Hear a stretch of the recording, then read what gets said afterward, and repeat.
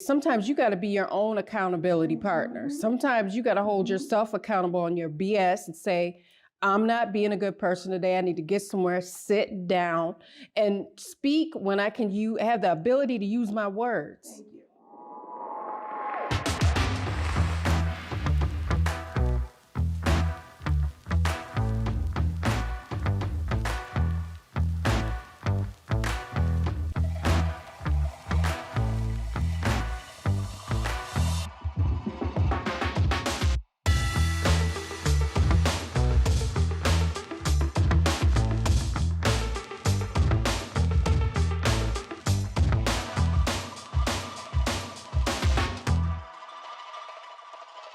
Assalamu alaikum, peace. It's Coach Nyla. Assalamu alaikum, peace. It's Coach Fatimah. And we are co-wives, co-founders of Outstanding Personal Relationships, as well as co-authors of the book, Let's Talk Polygamy, Uncensored. Bam. And this is a very much needed video, we'll just say. Yeah, and we're going to talk about projections. yes, because we have time today.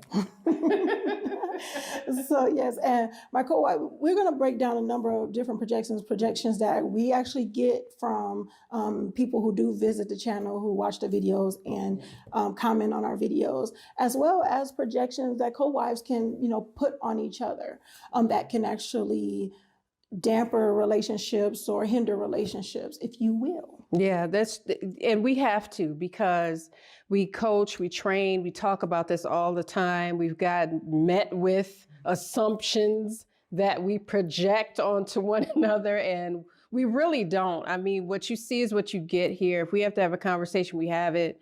We don't project because we're at a level of maturity where we really just didn't do that anyway, if that makes sense. I have to say that our personality types, for those of you that know your personality type, our personality types are extremely compatible. Compatible or compatible?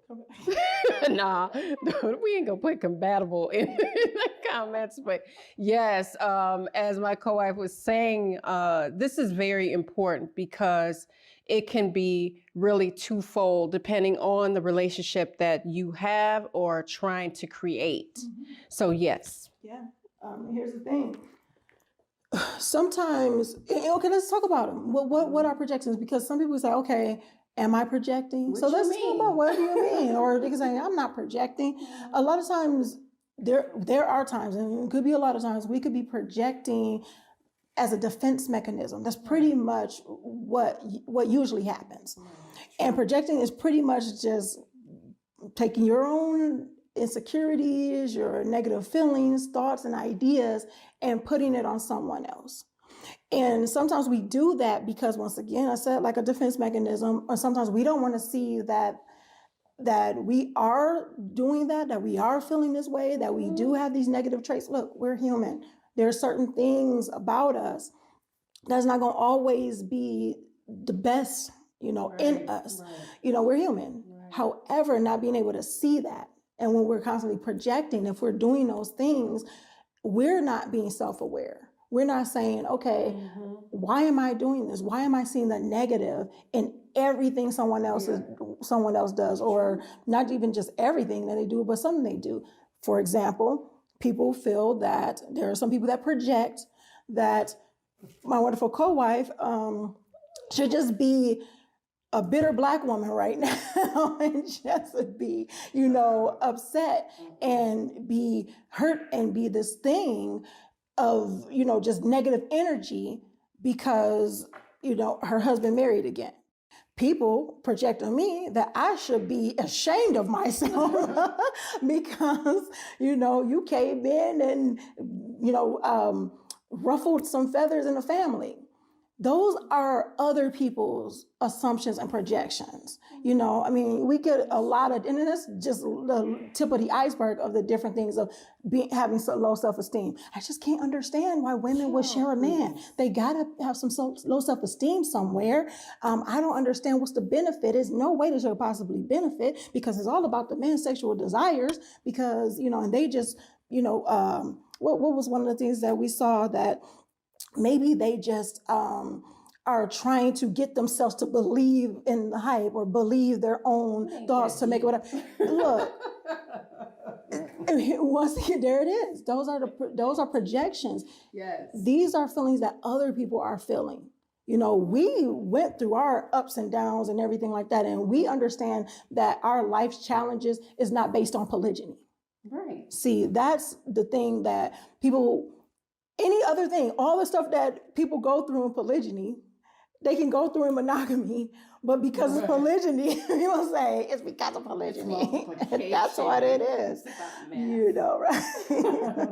So those different things, and it is usually because they don't want to see themselves in a negative light, or they want to say, well, you know what, if I put this on them, then I'm not alone in a way. It take it off of me, right? It's like, okay, I could justify my feelings because they have to feel the same way I do.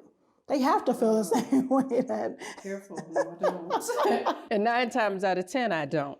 I get it though. The OPR team understands what it is because, you know, I felt like some days I'm like, I need to go back to the hell I came from because I'm not being a positive, bubbly person, and some people wouldn't think I'm that, but I am. You got to get close to me first.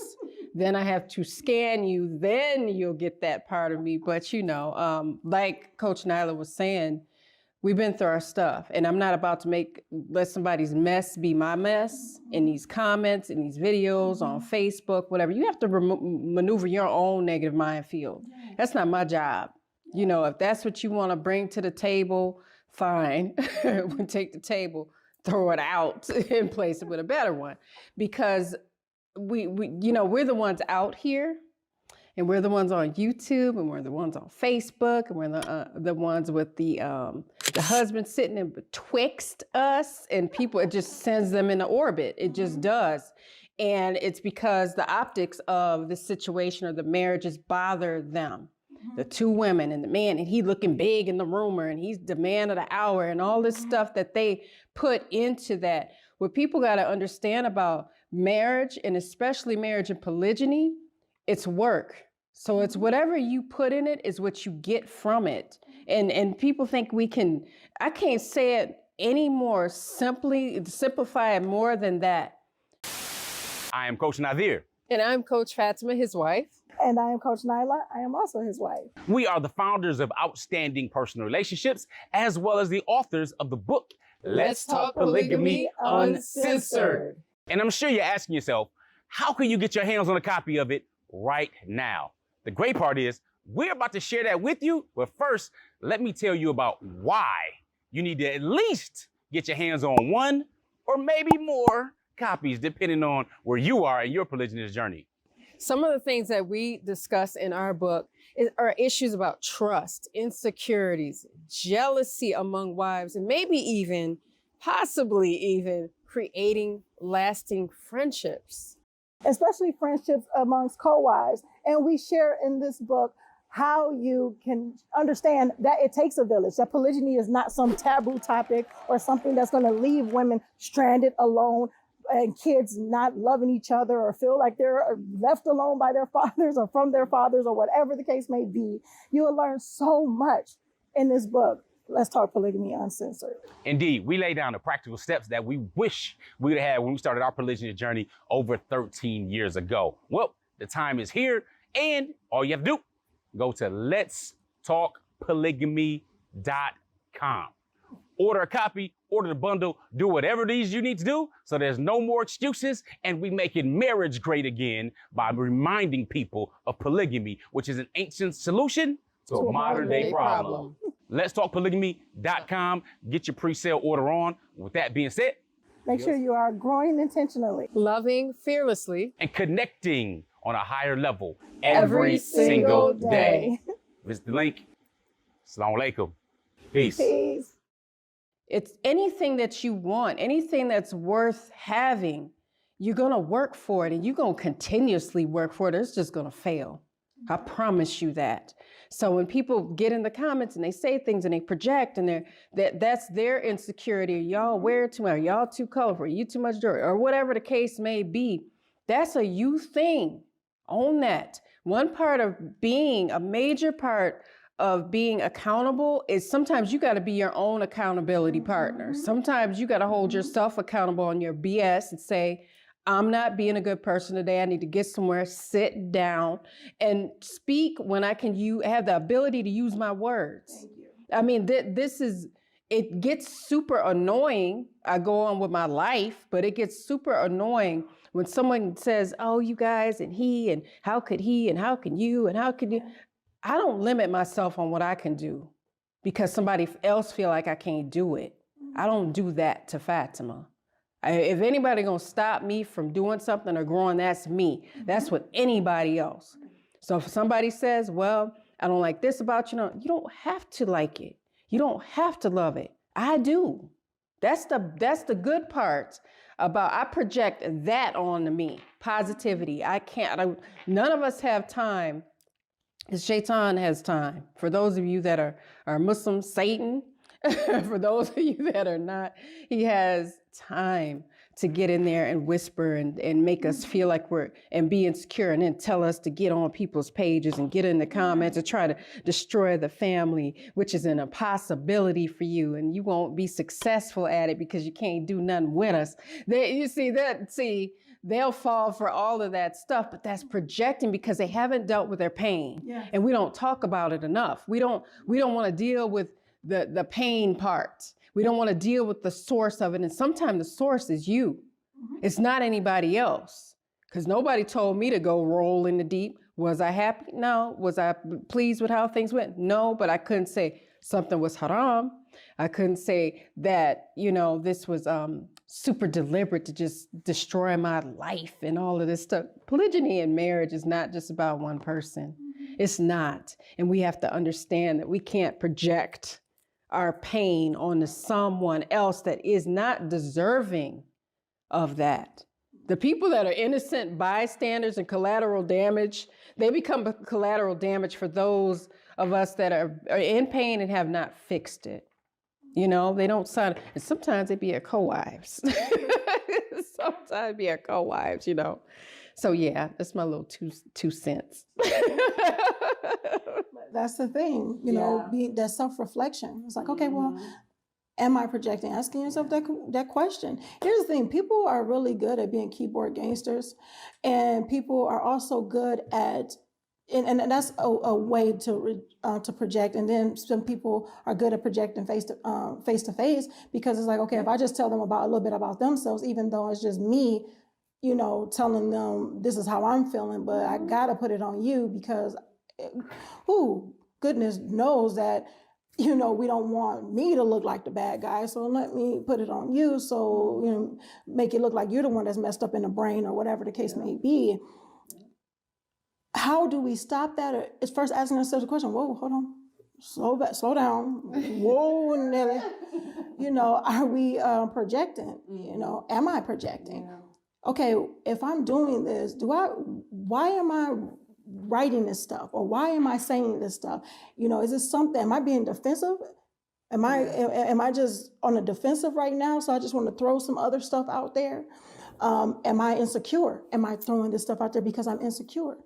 Am I throwing this stuff out there because I am ignorant?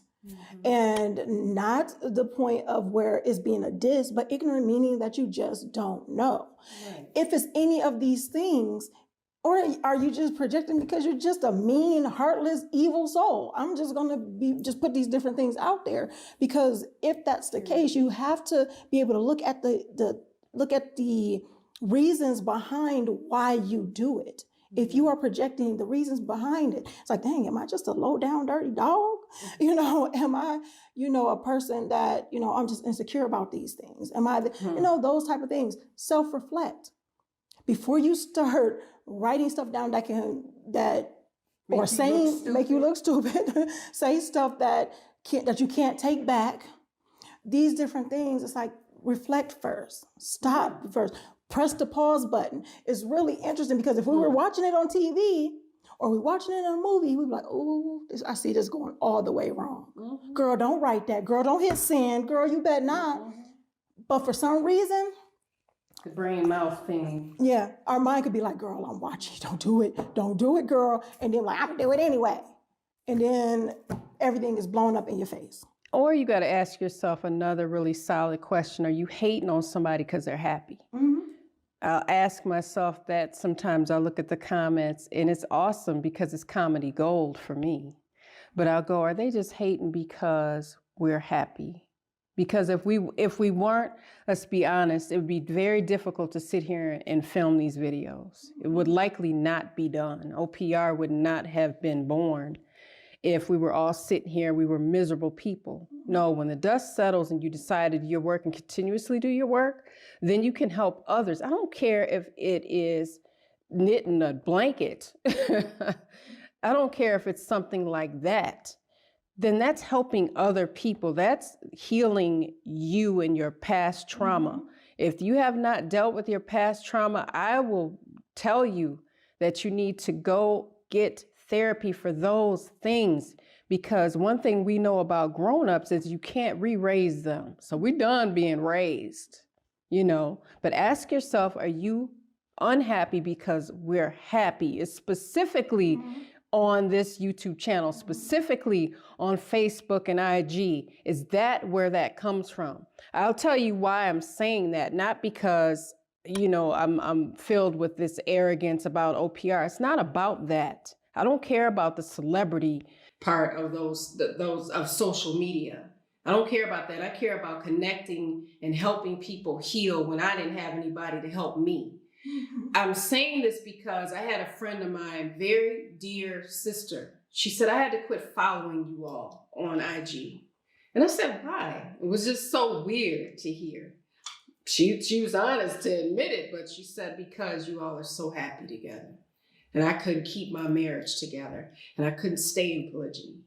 Now she's a single mom. And I said to her, I said, you know, PR is not just for people that are in polygyny.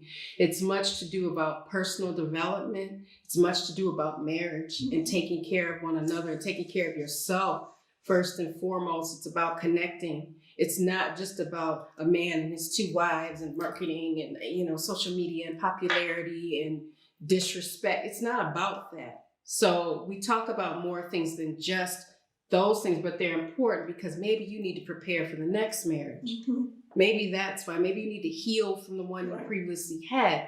So that's why I'm saying that right now. Yeah. Yes. And that's important. That's the thing. And that's, once again, goes with projecting your insecurities, your unhappiness on other people. Yeah. So yeah, I hope you guys have some great information from this video. And if you made it this far, congratulations. And also put in the comments is what I'm saying. I had it in my head. If you made it this far in the comments, put self-reflection. Self-reflection. Self-reflect. Yes. Self-reflection. I like it.